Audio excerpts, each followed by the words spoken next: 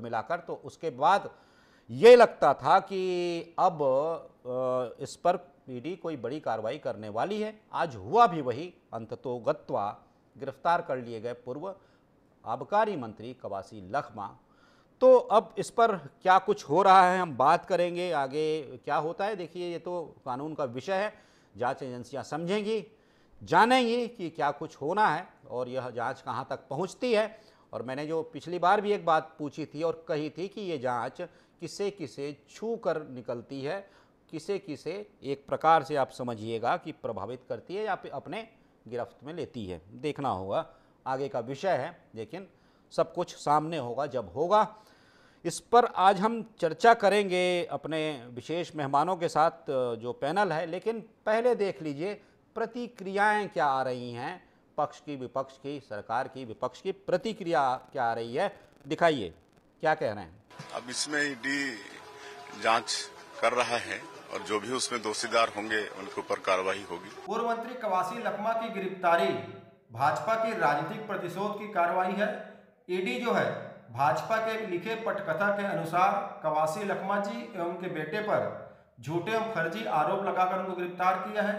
कवासी लखमा जी लगातार प्रदेश सरकार के नाकामी, आदिवासियों पर हो रहे अत्याचार और जंगलों की कटाई के विरोध में जनता की आवाज उठा रहे थे। इससे भाजपा घबराई हुई है और नगरीय निकाय चुनाव में भाजपा को उनकी करारी हार दिख रही है। इसलिए सिर्फ चरित्र हनन करने के लिए इस प्रकार से कार्रवाई की जा रही है। और भाजपा की केंद्र सरकार तो लगातार ईडी, सीबीआई, आईटी जैसी संस्थाओं का दुरुपयोग कर रही है।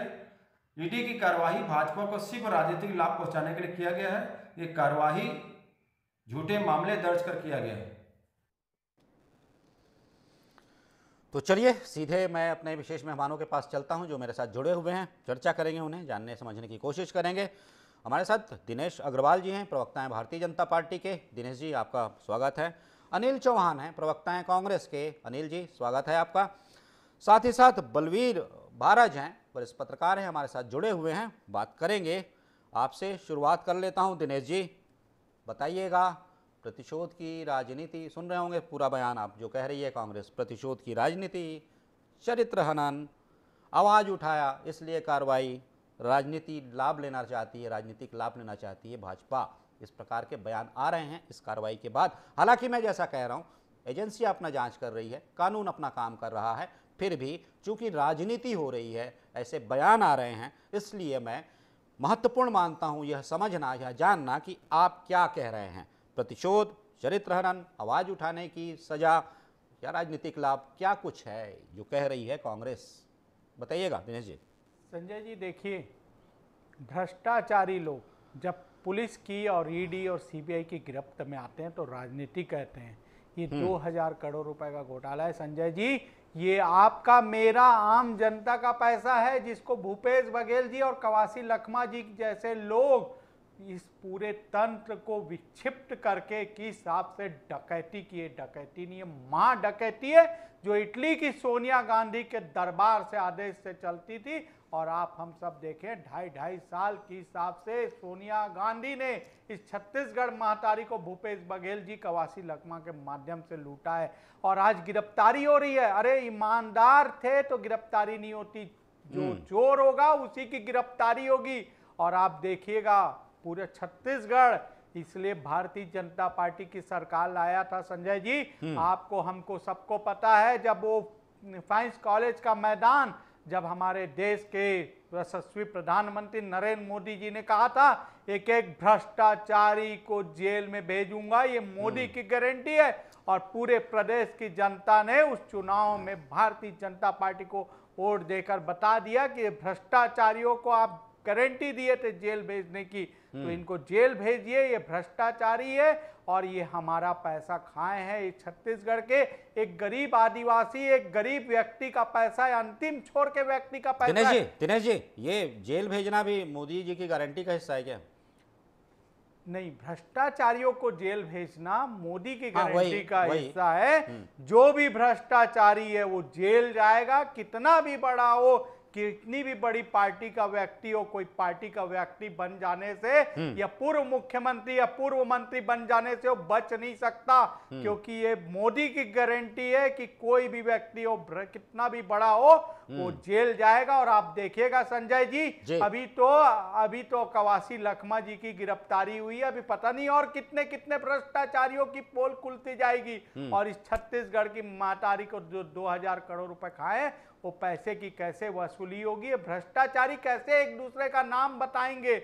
आप देखिएगा जिस हिसाब से आप में कवासी लखमा जी का वक्तव्य देख रहे थे, एक मैं अनपढ़ हूं इसलिए मेरे से भ्रष्टाचार करवा लिए, ये शब्द है कवासी लखमा जी का। आप समझिए इसको किस हिसाब से भूपेश बघेल जी ने एक अनपढ़ व्यक्ति को किस हिसाब से उस षड्यंत्र का हिस्सा बनाया। 50 लाख रुपए जब कवासी लखमा जी को मिल रहे थे तब बहुत अच्छा लग रहा था संजय जी, लेकिन आज वो भ्रष्टाचारी अंदर जा रहा है तो ये कांग्रेस पार्टी जो भ्रष्टाचार की जननी है, जो भ्रष्टाचार की मातारी हो गई है, वो डर रही है कि कहीं हमारे और भी नेता जेल में मत चले जाए, इसलिए ईडी आईटी का वो कर रही है। और मैं आपके चैनल से एक बहुत ही विनम्रता पूर्वक कहूंगा, डर उसी को है जो चोर है, साहूकार कभी नहीं डरता। संजय जी आपको मेरा को डर नहीं है। ठीक अनिल जी, ठीक है, जो मैं कह रहा था, आप तो प्रवक्ता, कांग्रेस के प्रवक्ता हैं, आप भी यही कह रहे थे, कह रहे होंगे निश्चित रूप से, जो ऊपर बातें कांग्रेस के प्रवक्ता कह रहे थे। लेकिन जो बातें हो रही हैं, ये कहा जा रहा है, भाजपा भी कहती है कि भाई कानून अपना काम कर रहा है, एजेंसियां अपना काम कर रही हैं, जो दोषी है वो पकड़ा जा रहा है, समस्या कहाँ पर है। मतलब जैसा कि कह रहे हैं दिनेश जी, कह रहे हैं भाजपा बार बार यही कह रही है कि भाई डरने की क्या आवश्यकता है, अगर आप सही हैं, सुचिता है, तो फिर वहां संबल है, और संबल है तो फिर डर कैसा। अनिल जी। संजय जी, आपको सभी पैनलिस्टों को, डीएन न्यूज प्लस के विद्वान दर्शकों को मेरा नमस्कार जी। देखिए संजय जी, मैं भाषा की मर्यादा का भी ख्याल रखूंगा जी, और ये मैं दिनेश अग्रवाल जी की तरह बहुत लंबे भाषण नहीं दे सकता। सोनिया गांधी से लेके इटली से आई हुई सोनिया गांधी, ये वो भाषा का संयम आप देखे होंगे जी। और ये भी कहती है कि जो जेल जाता है वो चोर है, तभी उसकी गिरफ्तारी होती है। भूल गए कि अमित शाह भी जेल गए थे और जिला बदर की कार्रवाई हुई थी उनके खिलाफ, तो ये अमित शाह को भी चोर कह रहे हैं। और राष्ट्रपिता महात्मा गांधी को भी अंग्रेजों ने जेल भेजा था। और जो दिनेश अग्रवाल जी का स्टेटमेंट है संजय जी, आप ब्रिटिश टाइम में उठा के देख लीजिए, अंग्रेजों का और जो इनके जिस विचारधारा से आते हैं दिनेश अग्रवाल जी, ये सब कहते थे कांग्रेस चोर है, अंग्रेज भी कहते थे, क्योंकि अंग्रेजों को डर था कि देश छोड़ना पड़ेगा। वही पूरा घटनाक्रम रिपीट हो रहा है। और संजय जी एक बात मैं कहूंगा जी, ईडी की कार्रवाई में आप देख लीजिए कन्विक्शन के केस कितने हैं, 0.3%। माननीय सर्वोच्च न्यायालय ने ईडी को कहा है कि आप क्या चाहते हैं कि पीएमएलए एक्ट को हम 498 की तरह कर दें, आप जेल को नियम बनाना चाहते हैं, जमानत को अपवाद बनाना चाहते हैं। ये कौन सा कानून है जो मौलिक अधिकारों का हनन करता है? ये मैं नहीं कह रहा हूं, राजनीतिक गिरफ्तारी में माननीय सर्वोच्च न्यायालय ने कहा है जी। ये कौन सा प्रायोजित कानून बनाकर आप दुरुपयोग करना चाहते हैं कानून का? सुप्रीम कोर्ट ने, माननीय सुप्रीम कोर्ट ने इनहेरेंट पावर यूज करके उसके बाद जमानत की है, क्योंकि पीएमएलए एक्ट जो है वो प्रावधान करता है कि जब तक ट्रायल स्टार्ट नहीं होगा जमानत नहीं होगी। तो संजय जी मैं एक बात कहना चाहता हूं जी, मैं या दिनेश अग्रवाल जी नहीं, देश के प्रधानमंत्री ने कहा कि हिमंता बिस्वा शर्मा शारदा मामले में 40,000 करोड़ का स्कैमर है, घोटालेबाज है। भारतीय जनता पार्टी ज्वाइन किए 2 छापों के बाद, आज असम के मुख्यमंत्री हैं। मामला ठंडे बस्ते में। इंडियन एक्सप्रेस ने 23 ऐसे चेहरों के नाम छापे हैं, नवीन जिंदल से लेके सब, जिसमें लगातार छापेमारी हुई, गिरफ्तारियां हुई। सारे भारतीय जनता पार्टी के प्रधानमंत्री से लेके नीचे दिनेश अग्रवाल तक सबने उनको चोर कहा। जैसे ही भारतीय जनता पार्टी में गए, नवीन जिंदल पर विद इन 48 आवर्स सारी कार्रवाई बंद हो गई। कैसे चल रही है ईडी? ये कौन सा सिस्टम है? आप सोचिए, छगन भुजबल, अजीत पवार, छगन भुजबल पर तो आप आश्चर्य कर लेंगे, 3 छापेमारी हुई, उसके बाद ईडी ने एफिडेविट दे दिया, इसको लोकल कोर्ट में ट्रांसफर करना चाहिए, स्पेशल कोर्ट में मामला नहीं चलना चाहिए। ये कौन से ढंग से ईडी चल रही है? ईडी छापा मारती है, 3 दिन के अंदर भारतीय जनता पार्टी को 300 करोड़ का चंदा, और उसके बाद कार्रवाई बंद। ये माननीय सर्वोच्च न्यायालय ने जब व्यवस्था दी, स्टेट बैंक ने सारे बॉन्ड को क्लियर किया, तब समझ में आया, सारे देश को समझ में आया। तो देखिए, वनांचल का एक बड़ा आदिवासी नेता, स्टेट फॉरवर्ड लीडर, इनको लगा कि खतरा है, स्थानीय निकाय के चुनाव है, फिर ईडी का जिन्न जगाना पड़ेगा। क्यों? क्योंकि कांग्रेस 14 नगर निगमों में काबिज है, अधिकतर नगर पालिका और नगर पंचायत में भी काबिज है। हम प्रशासक बिठा के देख लिए, कुछ नहीं हो रहा है। नहीं तो आप इसे क्या, दिनेश आप इसे, अनिल जी, क्या राजनीतिक गिरफ्तारी कह रहे हैं इसे आप? राजनीतिक प्रतिशोध की गिरफ्तारी।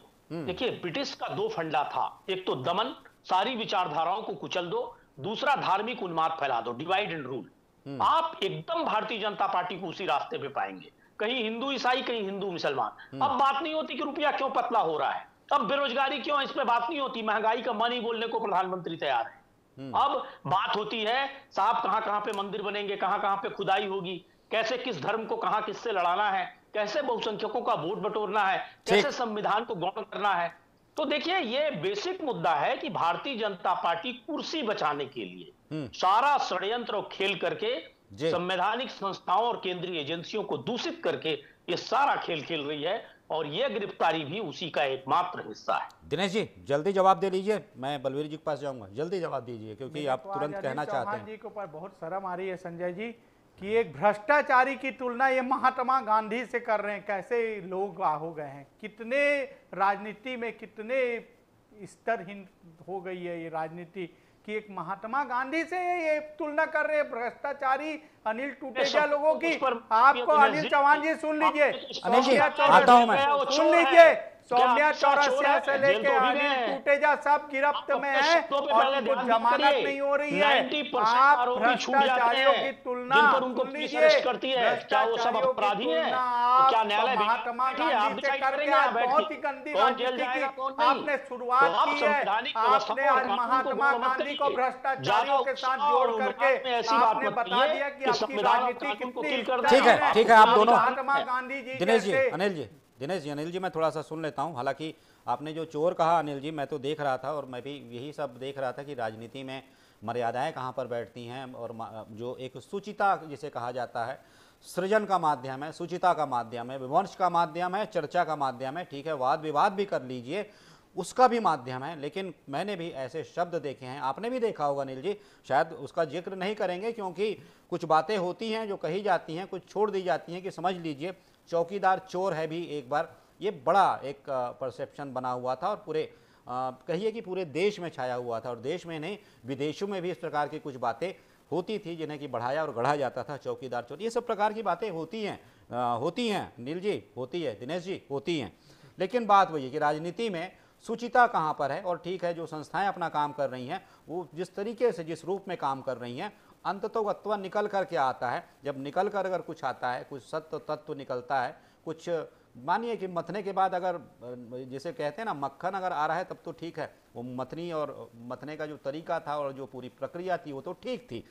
बलवीर जी आता हूँ आपके पास, आऊँगा आपके पास दिनेश जी। बलवीर जी, ये जो पूरा विषय है और देखिए इस पर जब राजनीति शुरू हो रही है, हम पहले ये नहीं देखा करते थे कि इस प्रकार कोई कार्रवाई हो रही है, और कुछ ऐसे अगर बड़े लोग भी, खासकर राजनेता तो सीधे जनता के बीच से आते हैं, जनप्रतिनिधि होते हैं, बहुत से लोग उनके साथ जुड़े होते हैं। एक प्रकार से समर्थकों की आप बात कीजिए जो उनके साथ पूरी तरह से जुड़े होते हैं, तो उनकी भी आस्था बहुत घात पाया करती थी। हम पहले की जब बात करते हैं, जब राजनीति की उस सुचिता के दौर की बात करते हैं, तो उनकी भी एक प्रकार की जो अपनी होती थी मानसिकता, उसे बड़ा घात लगता था कि बताइए मैं जिस नेता के साथ हूं क्या वो वैसा है। ठीक है, मैंने कहा ये कानून का विषय है, माननीय न्यायालयों का विषय है कि वो क्या करती हैं, आगे क्या निर्णय आता है, क्या होता है। ऐसा परिवर्तन राजनीति में आप देख रहे हैं, क्योंकि अभी मैं देख रहा हूं, मैं सारे दल देख रहा हूं बलवीर जी, सारे दल में देख रहा हूं, किसी एक की बात नहीं करूंगा। अगर उनके नेता पे कोई कार्रवाई होती है तो बिना यह जाने कि सच क्या है, इसके पीछे सत्यता कितनी है, क्योंकि वो तो एजेंसियां ही जानेंगी, न्यायालय ही जानेगा, उसके पीछे सारे लोग हो जाते हैं। बिल्कुल सही कहा संजय जी आपने।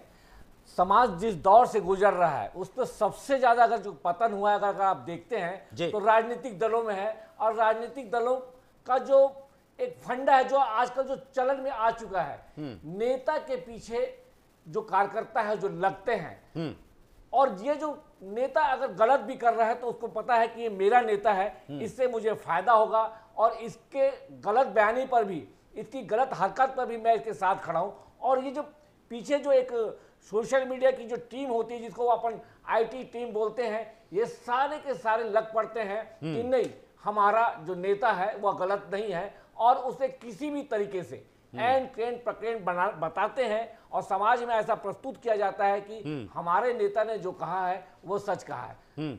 बहुत ज्यादा गिरावट है नेताओं में भी, और नेताओं में जब गिरावट होगी तो ये मान के चलिए कि कार्यकर्ता अपने नेता को बचाने के चक्कर में ऐसा कुछ कह जाते हैं कि उन्हें को भी बाद में तो लगता ही होगा कि यार हम ये क्या कर रहे हैं। राजनीति जिस दौर से गुजर रही है उस दौर में ये सब आम चीजें हैं जो आजकल हम देख रहे हैं, खासकर जब सोशल मीडिया आने के बाद से है कि नेता को बचाने के लिए हर कार्यकर्ता पीछे लग जाता है और ये पार्टी धर्म बना लिया जाता है इसको। सबसे बड़ी बात यह है कि इसको पार्टी का धर्म बना लिया जाता है कि नहीं इसे बचाना चाहिए।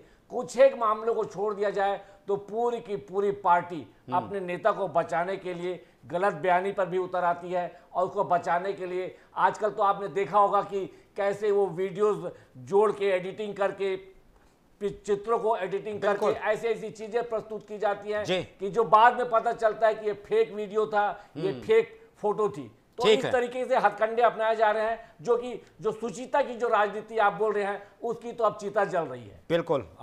एक बताइएगा अनिल जी, ठीक है आप जो कह रहे हैं, जो आप बातें कह रहे हैं, आपने बहुत से उदाहरण दिए, बहुत सी आपने बातें बताई, ठीक है उस समय मीडिया में सारे विषय तैरा करते थे। एक बात लेकिन बताइए, जब राजनीति की सुचिता की मर्यादा की बात होती है तो क्या ये ठीक है कि एक असत्य का जवाब दूसरे असत्य से दिया जाए, या ये कहा जाए कि मैंने झूठ बोला तो क्या हुआ, आप भी तो बोला करते थे, क्या ये कोई आधार हुआ? या फिर वो आपने सुना होगा बहुत पहले आया करता था कि उसकी साड़ी मेरी साड़ी से सफ़ेद कैसे, कुछ विज्ञापन मतलब एक तुलना होती थी, सफ़ेद कैसे का उस समय कंपटीशन हुआ करता था, उजला मतलब चरित्र मान लीजिए। अब तो मैं देख रहा हूँ कंपटीशन इस बात का कि मत बोलो तुम्हारे कपड़े में भी तो दाग है। ये कैसा विषय है अनिल जी? ये राजनीति की बात हो रही है, कहाँ जा रही है अनिल जी?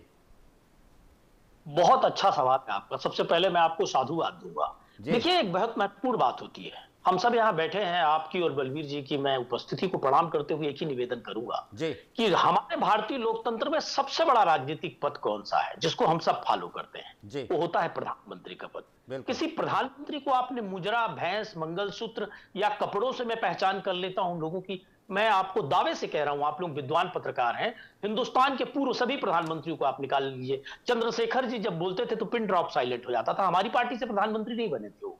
अटल जी भी जब बोलते थे हमारी पार्टी के नहीं थे वो, लेकिन हम उनके प्रशंसक हैं। आज भी जब आरोप प्रत्यारोप लगता है तो हम अटल जी पे आरोप नहीं लगाते, लेकिन यहां तो सोनिया जी, राजीव जी, इंदिरा जी, नेहरू जी तक चले जाते हैं लोग।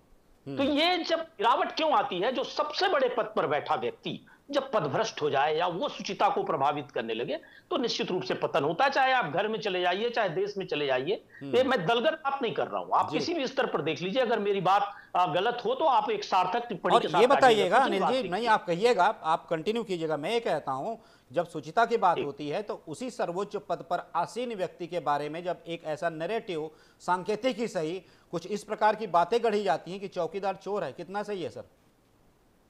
देखिए संजय जी, क्या है, मैं आपका बहुत सम्मान और आदर करता हूं, लेकिन कंटिन्यू अगर आप मेरा दमन करेंगे या कहना चाहिए कि मर्यादा के विरुद्ध आचरण करेंगे तो ये मानवीय स्वभाव है कि चीजें निकल के आती हैं। दूसरी बात, बहुत से फैक्ट्स भी मिले थे जिसके बाद प्रधानमंत्री ने खुद को चौकीदार बताया और ये बात बाहर आई। मैं फिर कहूंगा आपको कि जो बड़े पद पर बैठा व्यक्ति है उसकी गरिमा भी बड़ी होती है, और जब वो गरिमा का पतन प्रारंभ करता है तो निचले स्तर पर उसका अनुसरण सभी दलों के लोग करते हैं। दूसरी बात देखिएगा, शराब नीति पे आता हूं मैं। CSMCL खरीदी करेगी, ये नीति 2017 में बदली गई, रमन सरकार ने बदली। अरविंद केजरीवाल जी इसलिए जेल भेजे गए, साहब आपने नीति बदली क्योंकि फायदा दूसरों को हुआ। सरकार शराब बेचेगी, इसके माध्यम से खरीदी होगी, ये रमन सरकार में नीति बनी। एक सम्मन या नोटिस नहीं है तत्कालीन अधिकारियों को या पूर्व मुख्यमंत्री को, साहब आपने नीति क्यों बदली।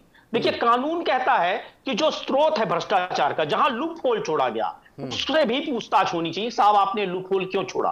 कम से कम एटलीस्ट सम्मन नोटिस होना चाहिए, पूछना चाहिए, लेकिन नहीं पूछेगा कोई। हजारों करोड़ का स्कैम हुआ, हम तब भी कहते थे शराब में। सवाल इस बात का है संजय जी कि सिर्फ ये टारगेट किया जाता है कि कैसे विपक्ष का दमन किया जाए। मैं आपको दावे से कह रहा हूं लखमा जी भाजपा ज्वाइन कर लेते तो आज ये कार्रवाई नहीं हो रही होती, निकाय के चुनाव नहीं हो रहे होते तो ये कार्रवाई नहीं हो रही होती। एक दो नहीं 400 नेता ऐसे हैं जिनको बकायदा प्रभावित किया गया है इन एजेंसियों के माध्यम से, पूरा देश देख रहा है। राजनीति का स्तर निश्चित रूप से गिरा है। और एक चलन आपको बता रहा हूं 2014 के बाद से अभी आप देखिएगा, चाहे चीट फंड कंपनियों की बात आई, साहब हमारे 2 मंत्री गलत थे तो जयसिंह अग्रवाल जी की पत्नी भी तो गई थी। तो सरकार का काम आरोप के बदले प्रत्यारोप नहीं है, कार्रवाई करिए, कोई भी गया था उस पर कार्रवाई करिए आप। लेकिन सवाल इसका है कि 14 के बाद एक और चलन है कि विपक्ष को कैसे डोमिनेट किया जाए, पूरी हिस्ट्री निकालो और कहीं ना कहीं से बदनाम करो, आरोप लगे तो प्रत्यारोप कर दो। देखिए संजय जी, जो सरकार में बैठा है व्यक्ति वो उस राज्य का, उस देश का मालिक है या उसमें वो मेन कार्यपालिका है, उसको क्या काम करना चाहिए कि गलत हुआ है साहब तो हम उस पर कार्रवाई करेंगे, चाहे हमारा हो चाहे दूसरा हो। ये राजा भी मिल गए देश में, कनिमोझी जी पे भी कार्रवाई हुई और सरकार में कैबिनेट में मंत्री रहते हुए कार्रवाई हुई। लेकिन अब ऐसे उदाहरण क्यों नहीं मिलते? 3 भारतीय जनता पार्टी के नेता, अभी भी मैं पूछूंगा, यहां भाजपा के विद्वान प्रवक्ता बैठे हैं, मुझे बता दें जिन पर ईडी, आईटी, सीबीआई की कार्रवाई हुई हो। यहां ब्रजभूषण शरण सिंह तक जब हाथ जाना हो तो पुलिस के हाथ कांपने लगते हैं, न्यायालय मौन हो जाती है, सारी चीजें बदल जाती हैं। तो मेरा यह कहना है कि ये चेहरे देखकर कार्रवाई ये लोकतंत्र का सकारात्मक स्वरूप नहीं है। और शुचिता को भंग करने का अगर कोई परंपरा चालू करता है तो सत्ताधारी दल जब इसको पूरी तरह खत्म कर देना चाहे तो ऐसी तस्वीर बनती है। ठीक है, वही तस्वीर भारतीय अनिल जी, दिनेश जी संक्षेप में बताइए सर, संक्षेप में बताइए क्योंकि कुछ अभी बाध्यताएं, थोड़ा संक्षेप में बताइएगा। अच्छा एक बात ये बताइएगा, शुरुआत यहीं से कीजिएगा, जैसा कि कह रहे हैं अनिल जी, भाजपा में आ जाए तो सब ठीक हो जाएगा, बताइए ना। मैं वहीं पे आ रहा हूँ जी। अनिल चौहान जी बहुत बड़ी बड़ी भाषण दे रहे हैं यहाँ। सबसे पहले तो मुझे शर्म आ रही है कि महात्मा गांधी की तुलना इन्होंने एक अपराधी के साथ कर दी। यहीं पे उसके अलावा दोष सिद्धि बाकी है। उसके अलावा मैं वहीं पे आ रहा हूँ, देश में भारत देश का प्रधानमंत्री माननीय नरेंद्र मोदी जी आज 10 साल से ऊपर हो गए, 11 साल हो गए, एक भ्रष्टाचार के आरोप नहीं लगा पाए ये। और क्या किया था इंदिरा गांधी जी ने? इमरजेंसी जैसा कानून लगाया था, पूरे देश के व्यक्तियों साहब ऊपर जाना पड़ेगा। आज की बात करिए, अगर तो समझ में आता है, मर्यादा का पालन करिए। इस टाइप का बात बोलने से आपकी भाषा नहीं होगी, आप भ्रष्टाचारी हो, इस बात को मैं टीवी चैनल पे कहीं भी चले जाते हैं, मुद्दे पे बात करिए ना साहब, हम भी सुनने को अच्छा कांग्रेस पार्टी और आपका मुखौटा बता रहे हैं, जिस हिसाब से आप डिबेट को रोक करके आप भ्रष्टाचारी लोग अपनी बात को रख करके भ्रष्टाचार को दबाने का काम कर रहे हैं। कवासी लखमा जी कांग्रेस के, इसका मतलब वो अपराधी नहीं है। अरे कांग्रेस ने अपराध किया और अपराधी को जेल में भेजा गया। इमरजेंसी जैसा कानून संजय जी किसने दिया था इस देश को? ये इनकी प्रधानमंत्री ने, जो इंदिरा गांधी जी थी। इमरजेंसी जैसा कानून दिया, नसबंदी दिया, सिखों का नरसंहार दिया, पूरे दंगों का देव बना दिया था इन्होंने, इनके प्रधानमंत्री ने। और शर्म नहीं आती जब प्रधानमंत्री चोर है और सूट बूट वाली सरकार बोलते। गर्व है मुझे इस सूट बूट वाली सरकार पे और इस देश को, तभी तो 3-3 बार प्रधानमंत्री चुन रही है इस देश की जनता। अरे शर्म आती आपकी राजनीति पे जब सर्जिकल स्ट्राइक होता है, सेना से आप सेना को नहीं छोड़ते, इतने स्तर इन राजनीति में उतर आए हो कि सेना से आप क्या हुआ? ठीक है। और मैं बोलना चाहूंगा जब ठीक है अनिल जी दिनेश जी, बहुत चूंकि समय की बाध्यता है सर, अभी मुझे लगता है कि हमें यहाँ विराम लेना पड़ेगा। इस चर्चा को हम आगे भी करेंगे, आगे भी जारी रखेंगे, लेकिन आप सभी हमारे साथ जुड़े, दिनेश जी बहुत बहुत धन्यवाद, अनिल जी आप हमारे साथ जुड़े बहुत बहुत धन्यवाद, बलवीर जी आप भी हमारे साथ जुड़े बहुत बहुत धन्यवाद आपके जुड़ने का। तो जैसी बातें हो रही हैं, जो कुछ हो रहा है, अब देखिए जांच कहाँ तक पहुँचती है, क्या कुछ होता है और उसके बाद क्या कुछ निकल कर आता है, ये सभी देखेंगे आने वाले दिनों में।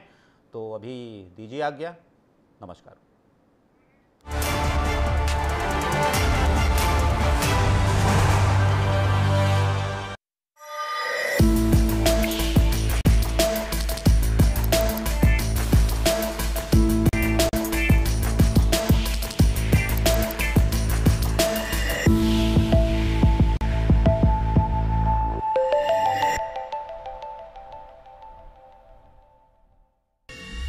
दिन हो या रात,